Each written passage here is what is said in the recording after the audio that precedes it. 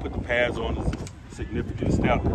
But equally as important is the learning that is born out of these opportunities. So we got a big evening tonight and continue with the growth process and hopefully do it at a higher level again tomorrow.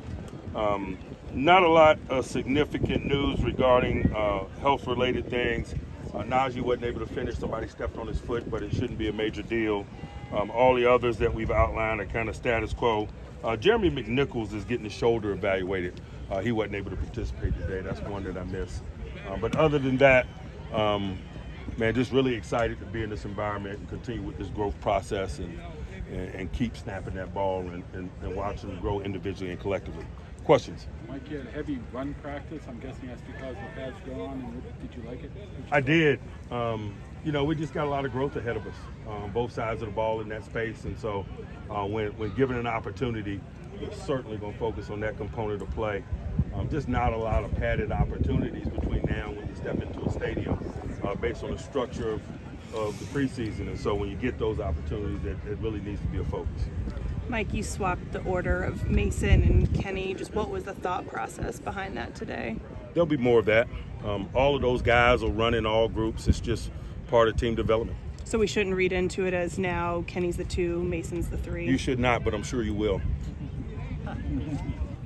Anyone else? Mike, what benefits have you seen so far from just having Brian Flores on your staff? Boy, he just is a football lover. He's a good communicator. He does the things that you value from a coach's perspective in terms of challenging guys, holding them accountable, and leading his group.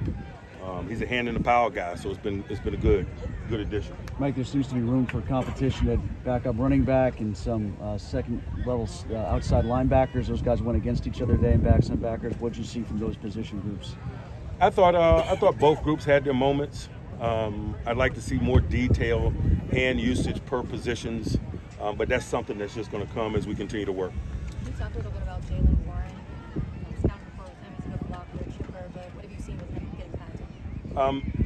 He has an appetite for the competition, and that is a good thing. He's learning fast, but I think the most significant thing that's captured my attention is he seems really comfortable in these waters from a competition standpoint. Is there any change in the Deontay Johnson status situation, or will there be any change in the way he practices? There wasn't any today. We'll see what tomorrow holds. Mike, with Najee being evaluated, how much do you have to weigh wanting him to participate and him wanting to participate with being cautious at this Somebody point? stepped on him. I feel like the intensity of the back-on-backers. Is that a drill that maybe is not, I don't want to say fair, but not conducive to the tight ends? Drills are football-like. They're not football. What I mean is someone has an advantage in a drill, and I expect those that have an advantage to win quickly. I expect those that are at a disadvantage to fight and compete. And that's just the nature of drill work. We construct drills at times to provide an advantage for one side of the ball or the other. It's just part of the growth process. It seemed like you threw rookies out there a couple of times over and over again. Is that something that was just born in that opportunity, or is that something that you want to see coming into backs on backers? No, they need reps. Right. And so it's really as simple as that. They need reps, and so you provide them the additional reps that they need. You've had eyes on Scott for a little while at linebacker and Avery for the first time this year. What are you seeing from those two guys? Both guys have done a nice job. We'll just look at the tape and continue to monitor their growth and development.